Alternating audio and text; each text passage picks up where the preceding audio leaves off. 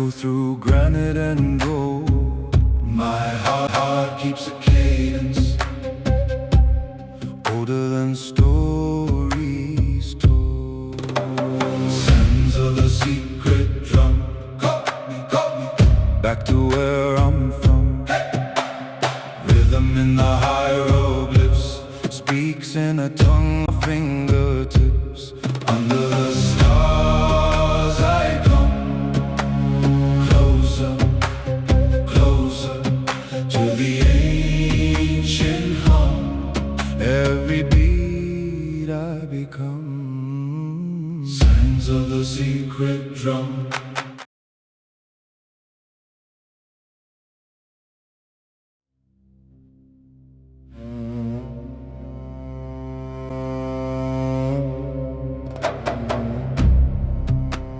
There were days when our master's rations ended before our hunger did.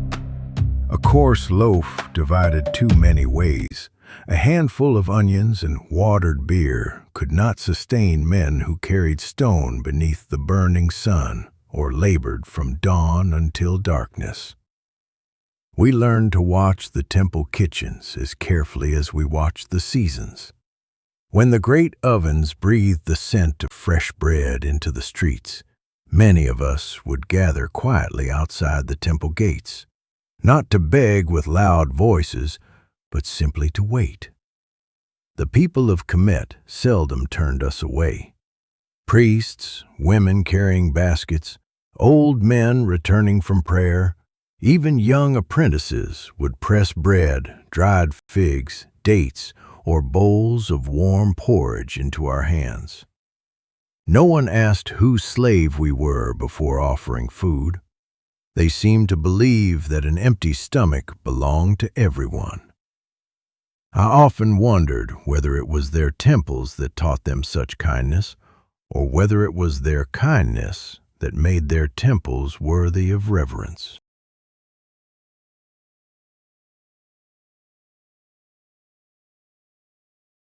Kemet. Third scroll. Before words were given. Before Neni ever spoke my name, she placed bread in my hands. It happened in the outer court of Episde temple, where the grain from the fields was weighed, measured, and recorded before being distributed. I was bent beneath a sack of barley, dust rising around me with each step, my shoulders aching in the way they had learned to ache without complaint. I had grown accustomed to invisibility there. A slave moves best when unnoticed. That day, the sun pressed heavily against the courtyard stones. The workers' share was being counted, small measures poured into rough linen pouches.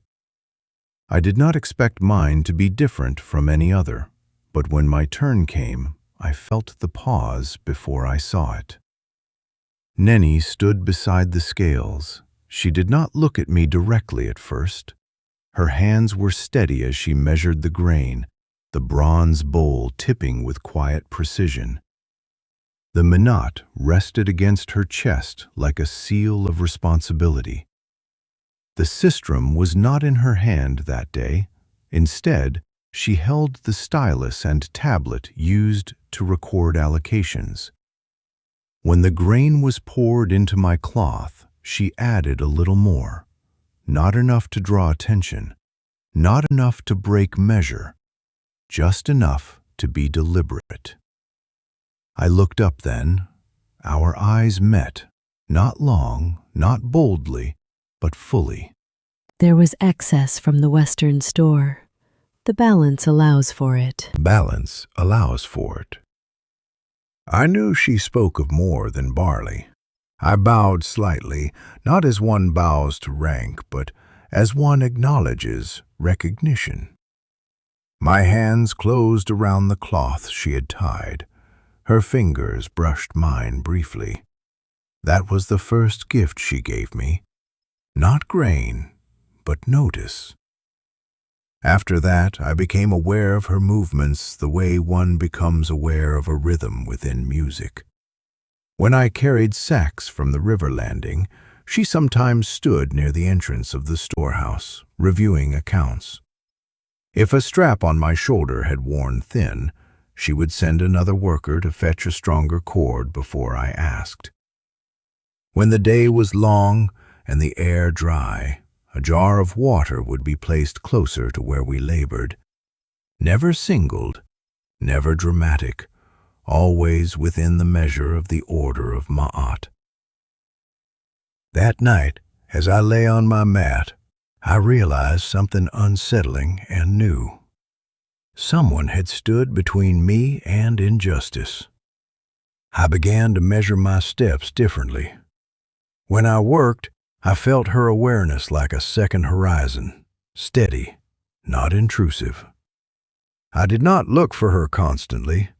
I learned instead the discipline of trust, that if she was present, order would be kept.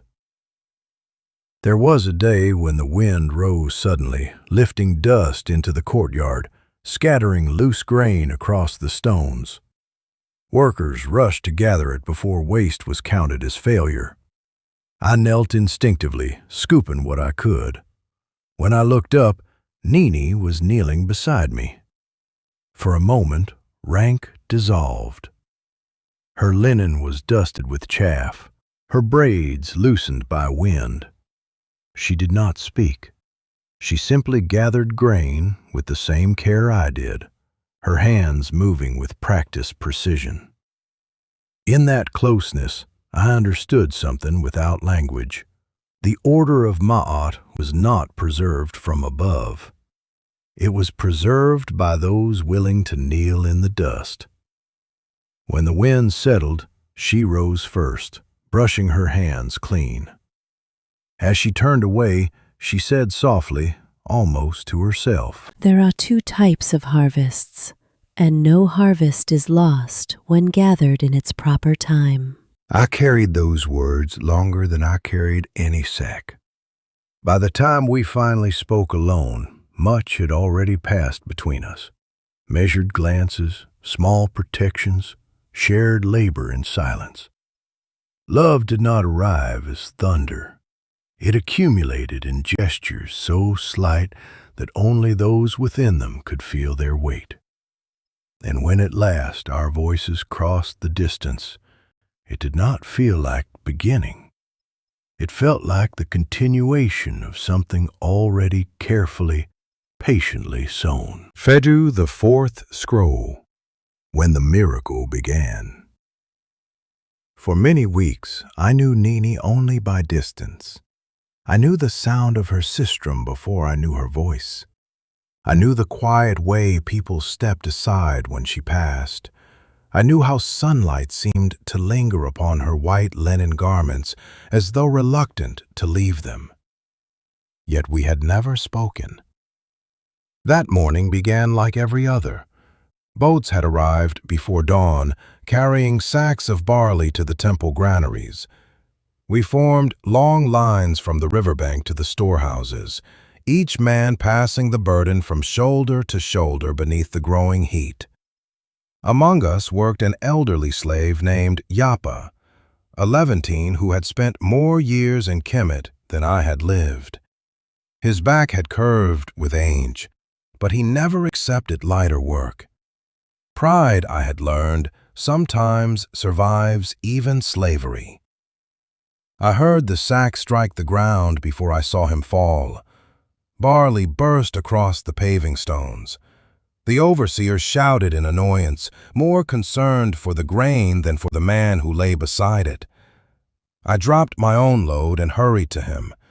His breathing came in shallow bursts. Sweat covered his brow. His eyes searched without finding. As I tried to lift him, another pair of hands reached beneath his shoulders. We must move him into the shade. It was Neni. Together we carried him beneath the broad shadow of a sycamore near the temple wall. She asked for water, and someone hurried to obey. She bathed the old man's forehead with a damp cloth, then placed one hand lightly upon his shoulder. Her lips began to move. At first I thought she was simply speaking to him. Then I realized she was praying. The words were soft enough that I could scarcely distinguish them. They rose and fell like the river at evening, not hurried, not pleading, but peaceful. I did not understand the language completely, yet something about its rhythm settled the air itself. The old man's breathing slowed. The tightness in his face eased. His hands, which had been trembling moments before, gradually became still. When he finally opened his eyes, they rested upon her with quiet recognition. He managed the faintest smile. Only then did Neni return the smile. He will recover. Relief spread through me before I even realized I'd been holding my breath. Together we helped carry him toward the Père Sunu, the house of the physicians. The building stood within the temple precinct, shaded by a colonnade of limestone pillars. Inside, shelves held jars of honey, natron, oils, dried herbs, crushed minerals, and neatly folded linen bandages. Papyrus scrolls describing remedies rested beside wooden cabinets filled with bronze instruments. Physicians moved quietly between patients while apprentices ground medicines in stone mortars, filling the rooms with the fragrance of myrrh, cedar oil, and fresh herbs. Once the physician assured us the old man would regain his strength after rest and water, we stepped back into the courtyard. For a while, neither of us spoke. I found myself listening to the wind moving through the sycamore leaves. Then, before courage abandoned me, I asked quietly, "The words you spoke." She turned toward me. Did you understand them? I smiled awkwardly.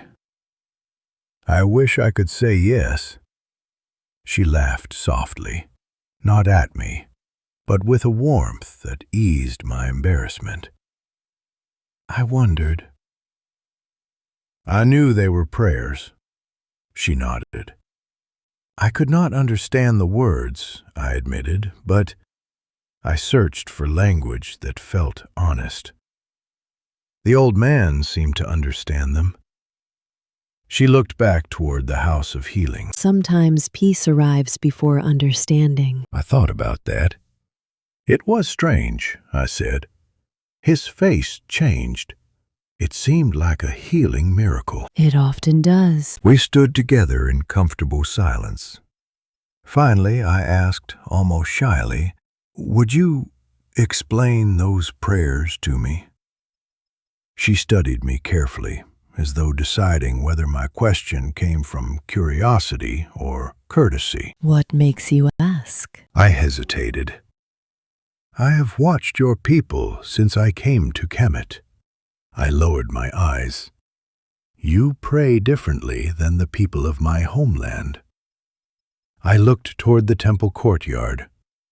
You work differently too. The words came slowly now. The way you cared for him, the way everyone listened to you, the songs I hear in the evenings. I shook my head. I cannot explain it. I smiled faintly, but I would like to understand. She remained silent for several moments. I wondered if I had spoken too boldly. Then she said, There is a place where questions are welcomed. The Perank, the House of Life, the temple's library.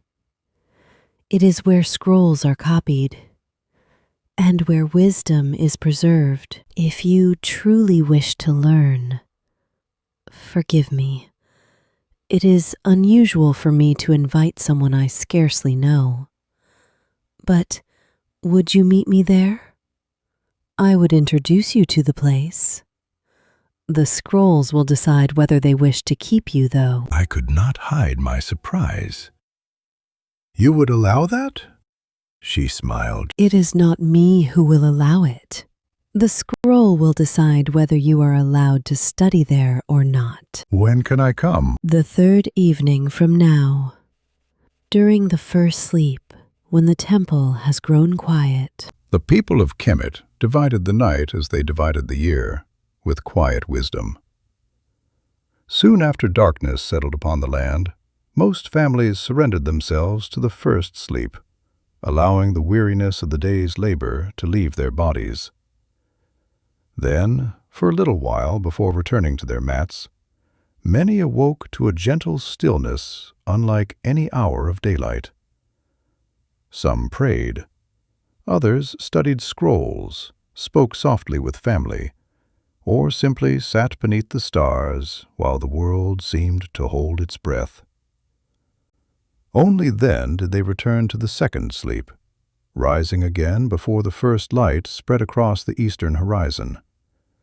It was during that peaceful waking between the two sleeps that Neni asked me to meet her at the House of Life, saying that wisdom often entered more easily when the world itself had grown quiet. I will be there. I thought you might. She inclined her head gently before returning toward the sanctuary. I remained standing beneath the sycamore long after she had disappeared among the columns. 3 evenings, the House of Life. Until that morning, I had believed I admired Neni because she was beautiful. Now I wondered whether beauty had merely been the doorway. What had truly drawn me was something quieter, the peace that seemed to accompany her wherever she walked. In the next episode, Sheshi and Neni started to secretly meet in the sacred library called Per Ankh, or the House of Life, in ancient Egypt. Subscribe to our channel to know what happens next.